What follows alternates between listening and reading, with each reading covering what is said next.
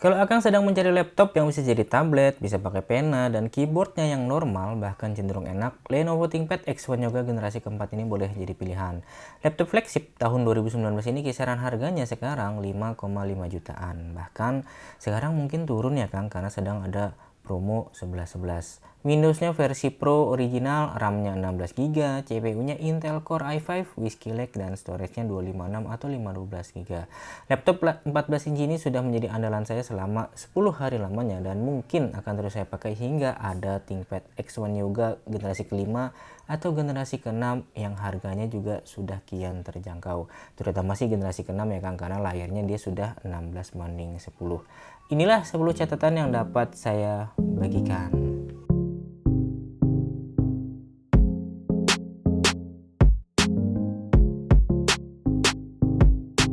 Saya mulai dari speaker, karena ini nggak biasa ya Kang. Jadi biasanya di laptop-laptop itu kan, speaker itu ada yang menghadap ke atas, di sini misalnya, atau di samping sini, atau ada yang ke arah ke samping, dari sini ada ya. Biasanya juga ada di bawah, menghadap ke bawah. Nah, kalau Lenovo ThinkPad X1 Yoga generasi keempat ini dia ada di atas, sebagai tweeter ya, 2 kali 0,8 watt, dan ada di bawah, 2 kali 2 watt. Jadi suaranya ini nggak cuma nyaring ya Kang, nggak cuma nyaring, dia bisa bersih, jernih, ada bass-bassnya, kita bisa dengar detail juga. Jadi biasanya kalau laptop itu kan 70 volumenya itu baru enak gitu ya. Kalau ini 30, 40 itu juga sudah enak, sudah bisa nyaring terdengar. Dan tidak hanya speaker ya, jadi mikrofon yang ada di sini juga, ini juga ada 4 ya Kang. Jadi buat apa sampai 4? Biar noise cancelling ya, biar lebih bagus untuk menyaring kebisingan. Dan kita dengarkan sama-sama speaker dan mikrofon dari webcamnya ya.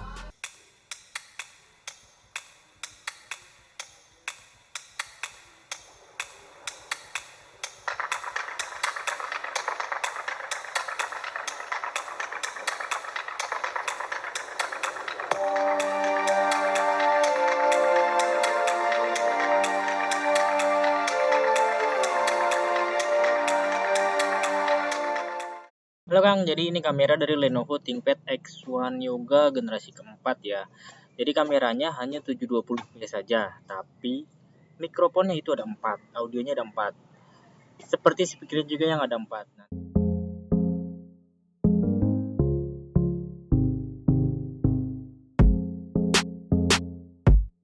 Nah, yang kedua adalah kualitas dari displaynya. Jadi Lenovo ThinkPad X1 Yoga itu selalu 14 inci ya Kang. X1 Yoga bukan X13, itu 14 inci.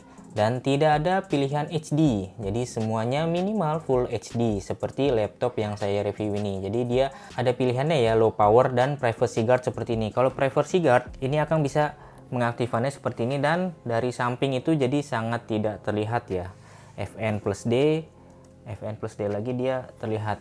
Kalau akan mendapatkan varian seperti saya tadi bisa seperti itu ya. Jadi penting juga kalau misalnya kita sedang di public space gitu ya, misalnya di cafe atau di kantor bahkan sekalipun kita nggak pengen dilihat. Dan yang bagusnya juga kalau privacy guard, dia kontras rasionya itu 1000:1 ya Kang. Kalau misalnya Full HD yang low power itu 800:1.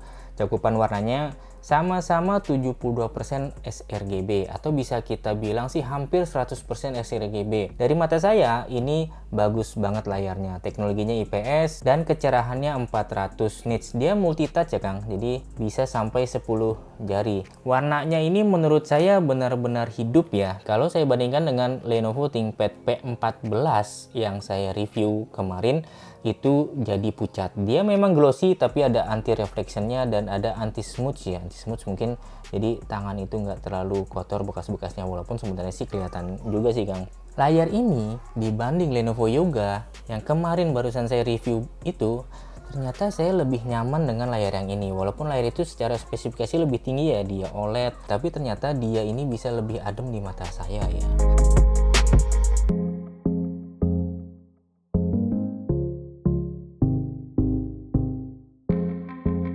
Berikutnya tentu karena pena ya Kang. Jadi Lenovo X1 Yoga generasi keempat ini atau X1 Yoga yang lain itu, dia selalu menggunakan pena yang penanya ini bisa kita simpan di dalam laptop ya, dan dia akan ngecas sendiri. Jadi penanya ini yang membuat perbedaan dengan laptop-laptop touchscreen lainnya. Saya jadi biasa menggunakan Microsoft Journal ya Kang, jadi dia akan aktif sendiri ketika kita menggunakan pena ini. Jadi Microsoft Journal ini layaknya notebook beneran. Kalau kita pakai kertas, kita suka ada ide apa atau kadang-kadang ingin coret-coret saja, kita bisa menghapus gitu. Jadi nggak memboros-boros kertas gitu ya. Rasanya gimana? Rasanya juga ada pressure sensitifnya ya. Jadi kalau di spek sih 4096 pressure sensitif. Jadi kalau kita misalnya tebal, tipis, kita menekan itu akan berbeda. Dan juga pump rejection itu juga dia bekerja ya. Jadi pump rejection misalnya kita menirukan laptop ini, itu juga dia bekerja dengan baik. Dan ini yang membuat perbedaan benar-benar. Dan ada tombol-tombol yang bisa kita atur ya. Ada tombol-tombol di sini yang bisa kita atur, ada 2 tombol. Ini bisa kita gunakan sebagai penghapus misalnya gitu.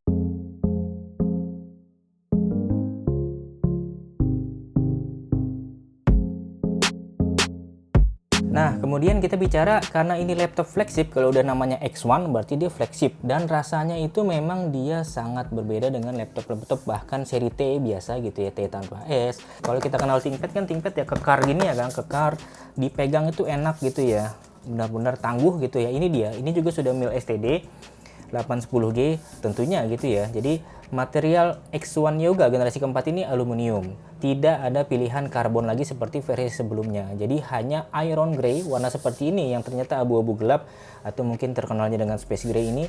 Ini bagus banget warnanya ya. Jadi dia menjadi pembeda dari ThinkPad lain yang memang biasanya hanya hitam. Cuman kalau memang yang suka hitam dan karbon ya pilihannya hanya ke X1 Carbon generasi yang sama ini. Itu masih hitam juga ya dan lebih ringan juga. Dia juga perhatian banget sama detail-detail ya Kang. Jadi semuanya ini benar-benar presisi gitu. Jadi bagian depannya, bagian samping-sampingnya ini juga ada guratan-guratan tapi dia halus gitu. Dia memang terkesan tajam tapi ini bukan tajam, dia tegas sebenarnya. Jadi ketika kita tadi posisi tenda, posisi apapun dia enak. Dan karena dia exhaustnya ada di sebelah sini, jadi ketika kita posisi memegang laptop ini kita ginikan, kita tidak, tangan kita sama sekali tidak memegang exhaust ya. Kalau memang exhaustnya ada di belakang, nanti tangan kita akan memegang exhaust seperti ini. Tapi karena exhaustnya itu tadi ada di sebelah kanan, jadi dia sama sekali tidak mengganggu tangan kita ketika memang kita memegang laptop dengan mode tablet atau mode apapun gitu ya Kang. Itu jadi penting juga sih sebenarnya sih. Sedangkan untuk beratnya sendiri, laptop ini beratnya itu 1,4,9 kg. Beratnya saja ya Kang, jadi memang dia terasa berat. Kalau memang ingin yang ringan, pilih X1 Carbon. Tapi X1 Carbon biasa itu nggak bisa seperti ini ya. 1,49 kg. Kalau ditambah chargeran 65 watt USB-C, itu menjadi sekitar 1,7 atau 1,8 kiloan. Tapi kita bisa menggunakan chargeran USB biasa handphone kita gitu ya. Itu bisa, jadi lebih ringan lah. Jadi kira-kira hanya 1,5 kiloan kita total membawa laptop dengan chargernya.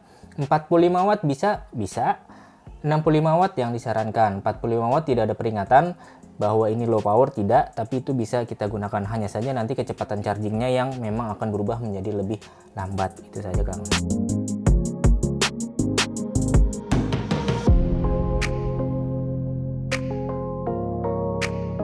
Ini keyboardnya ThinkPad, khasnya masih khas ThinkPad yang memang dia sangat enak, sangat empuk, dan yang paling penting ukurannya normal ya Kang, tidak seperti X13 atau ThinkPad Yoga yang 13 inci, dia biasanya lebih kecil gitu. Hanya saja memang kalau dibandingkan rasa gitu ya, seperti misalnya X1 Extreme ini atau X1 Carbon lah, itu memang masih lebih enak, dia lebih taktil, lebih empuk. Ini masih enak, oh ini masih enak.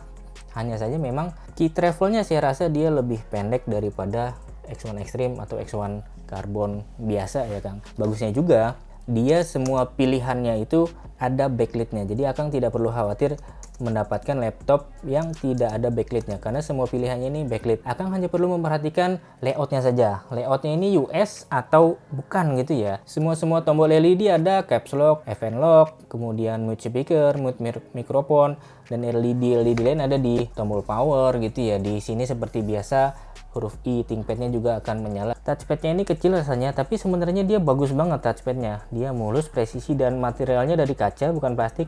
Dan kalau kita klik, tuh bagus banget suaranya, berat gitu ya. Berat tuh dalam artian dalam, suaranya nggak cempreng. rasanya enak juga, mantep gitu. Hanya saja kalau Akang pengguna track point seperti saya akan sedikit kecewa karena tombol track point ini benar-benar flat ya. Biasanya kan dia agak sedikit menonjol, tapi ini benar-benar flat.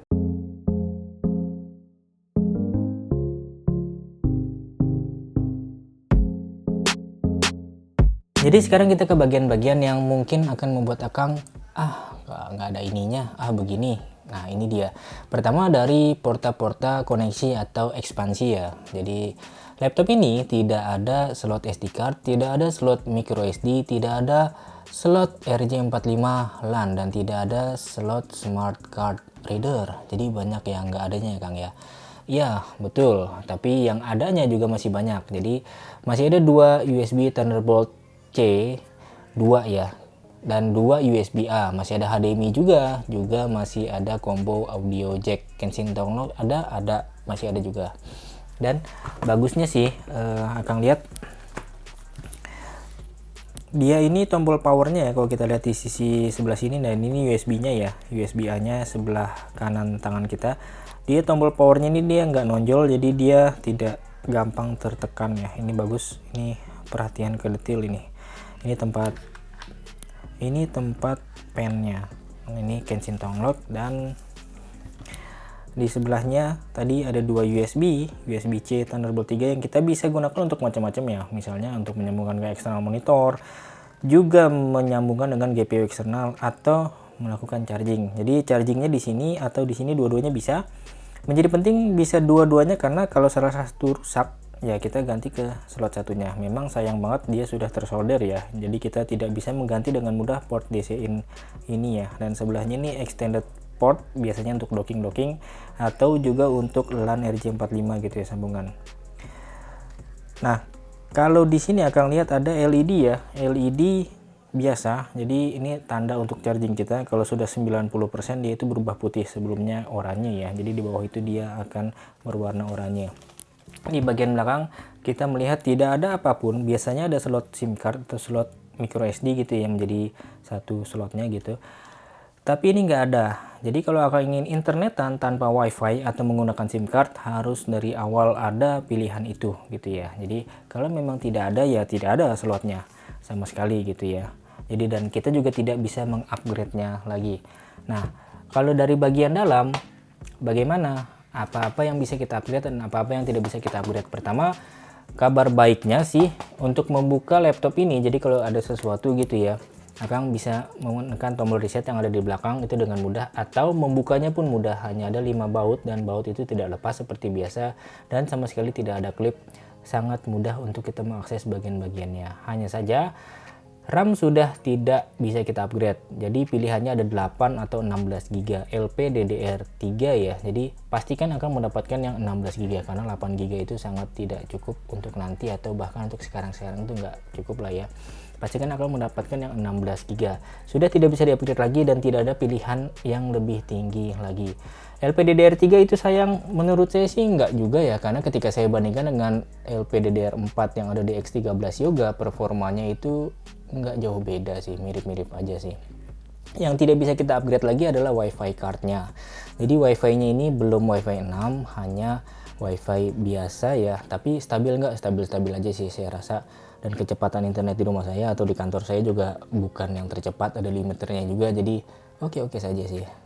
CPU jelas nggak bisa kita upgrade, tapi dia dilindungi atau disupport, didukung oleh heatsink heat pipe yang single pipe tapi besar ya. Kipasnya juga kecil sih tapi lumayan lah. Kedengaran atau enggak, selama penggunaan itu dia nggak kedengaran sebenarnya sih. Kalau kita best performance baru kedengaran, tapi sampai mengganggu atau enggak. Jadi suara kipasnya ini kebanyakan dia adem, tenang-tenang aja. Bagaimana dengan suhunya?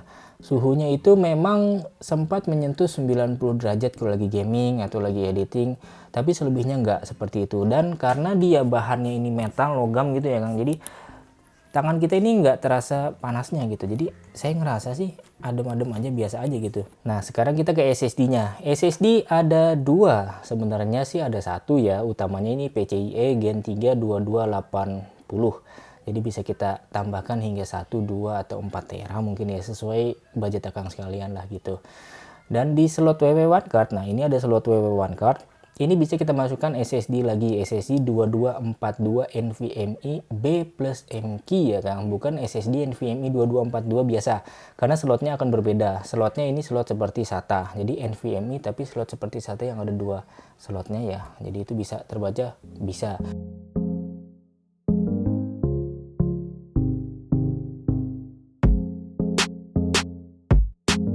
Nah, bagian kedua adalah baterai. Baterai mungkin juga akan deal breaker juga buat akang sekalian. Pertama kondisi aja dulu. Jadi kapasitas baterainya ini 51 watt hour dan dia sudah terpakai 1%. Bukan sudah ya, baru terpakai 1%. Jadi 99%. Jadi saya mendapatkan laptop ya, saya coba-coba sendiri sih. Jadi di tokonya langsung saya coba-coba, saya lihat, saya cek semua. Sayangnya dengan kapasitas yang hampir full, hampir baru itu, terbaik daya tahan baterai saya hanya 4,11 jam ya, atau 4 jam 11 menit ya. Itu terbaik dengan mode efisiensi. Kerjaan saya office, multitasking, multi tab banyak-banyak gitu ya. Multi udah banyak, tab banyak-banyak ya. Pokoknya browsing banyak-banyak, streaming, recording enggak sih. Kalau recording enggak, ya jelasnya office lah, Office 65, balas-balas email, ngerjain Excel atau ngetik-ngetik segala macem online, intinya itu 4 jam 11 menit dengan mode best efisiensi. Jadi dari 90 ke 9% gitu kira-kira, atau ya sekitar itulah, dari 90 ke 9%. Kalau kita pakai mode balance itu 3 jam 28 menit. Kecerahan layar berapa? Sama-sama 40% semua ya. Yaitu jadi sama-sama 40% semua. 40 sampai 60 lah. Kadang-kadang kan saya butuh juga yang lebih cerah. Kira-kira itu 40 sampai 60%. Nah, kalau kita pakai best performance hanya 1 jam saja. Jadi kalau saya gunakan untuk edit video atau kerjaan-kerjaan yang lebih berat daripada kerjaan office itu, dia hanya bertahan 1 jam saja. Deal breaker ya, bisa jadi ini deal breaker karena X13 Yoga yang sudah saya coba dengan kapasitas baterai 50 watt hour dan sisanya 44 watt hour itu bisa 7 sampai 8 jam tembus. Yang performanya nggak jauh beda, tapi secara baterai meningkat signifikan, atau karena memang layarnya ini privacy guard dan 14 inci gitu, jadi bukan model low power ya. 13 sama 14 inci tentu kan beda ya menggunakan powernya ya, saya tidak tahu ada di mana. Tapi kabar baiknya, untungnya itu kalau kita ngecas itu cepet ya. Jadi misalnya akan ngecas 15 menit nih, itu sudah bertambah sekitar 30%an lah, 29 sampai 30%. Ngecas 30 menit itu bertambah sekitar 55%. Dan kalau ngecas 1 jam itu 76%. Setelah itu dia akan melambat.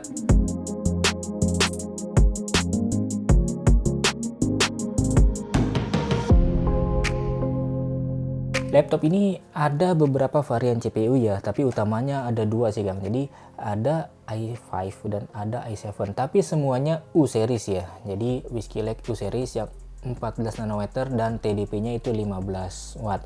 Hanya ada satu CPU i7 yang dia itu 6 core, tapi selebihnya dia 4 core semua. Jadi 4 core 8 thread ya. Itu CPU standar untuk memang kalau Akang ingin membeli laptop baru gitu ya. Laptop baru pun itu ya harus 4 core lah sekarang gitu ya. Nah, ini juga sudah mendukung Windows 11 juga.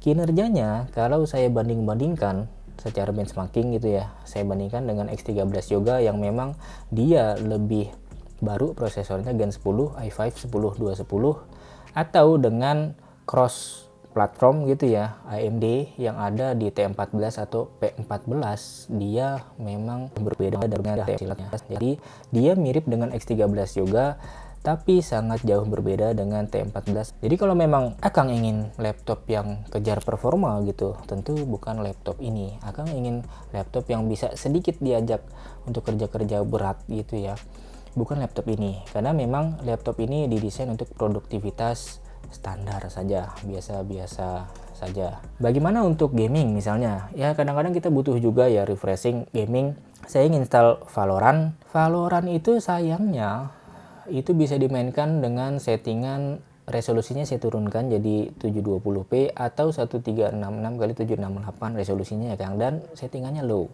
Itu saja tidak, settingan itu saja juga dia tidak anteng di 60 frame per second, tapi 30 40 gitu ya. Masih bisa dipakai nggak? Masih bisa sih, tapi jadinya itu ada peringatan low client FPS. Kalau Full HD bagaimana, Full HD bagaimana, ya itu apalagi itu jadi turun jadi sekitar 25an rata-rata ya, walaupun nanti dia akan bervariasi. Saya menemukan dia ada error grafis, katanya grafisnya butuh diupdate, tapi saya cek sudah update semua, jadi ya mungkin kadang-kadang dia error seperti itu. Tapi kalau untuk estimasi game lainnya gitu ya, estimasi saja nih Kang. Jadi kalau yang suka main GTA 5 itu masih dapat di 140-an plus FPS-nya. Untuk rendering, nah kalau untuk rendering editing video bagaimana? Untuk rendering video yang biasa saya gunakan untuk benchmark ya. Jadi video durasinya 8 menit, resolusinya 24 sampai 60p, nggak banyak-banyak efek, itu selesai dalam 10 menitan.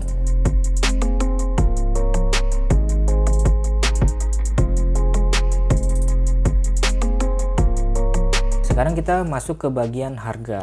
Harga seperti awal tadi saya bilang ini 5,5 jutaan ya. Ini kan udah deket Kang sama laptop baru, apa nggak sayang? Ya bisa saja, tapi adakah laptop baru yang seperti ini gitu? Semuanya premium, bisa disentuh, bisa dilipat, penanya pun masuk gitu, layarnya enak, keyboardnya enak, semua terasa premium gitu ya. Adakah yang seperti ini? Mungkin nggak ada. Kalau kita bandingkan dengan laptop bekas lainnya, ini yang menarik karena dia akan terasa mahalnya. 5,5 juta kok masih seperti ini performanya. Saya kok masih nggak bisa main Valorant dengan tenang misalnya. Saya masih bisa editing kok masih begini tertahan. Ya bukan itu pilihannya memang Kang. Saya lebih menyarankan kalau Akang memang cari yang performa itu yang seri T ya, seri T14. Jadi plus minusnya ya materialnya kalah bagus, dia lebih berat, dia juga displaynya enggak menyenangkan kalau untuk kita pandang gitu ya. Itu saja sih plus minusnya. Harganya kan serupa, jadi itu pilihan balik ke Akang sekalian. Jadi begitulah Kang pengalaman saya bersama Lenovo ThinkPad X1 Yoga generasi keempat ini, kelebihan-kelebihannya, kekurangan-kekurangannya, dan juga alternatif. Dan kalau memang Akang ingin membeli laptop ini, memang saya beli secara offline ya, jadi saya mengecek dari beberapa unit. Tapi kalau Akang beli, saya taruh linknya karena dia juga tokonya ada di online juga ya. Saya taruh linknya di deskripsi. Seperti biasa, saya sekedar mengabarkan, menginformasikan, Akang yang memutuskan. Terima kasih sudah menyaksikan sampai sekarang. Salam Diki Septilian.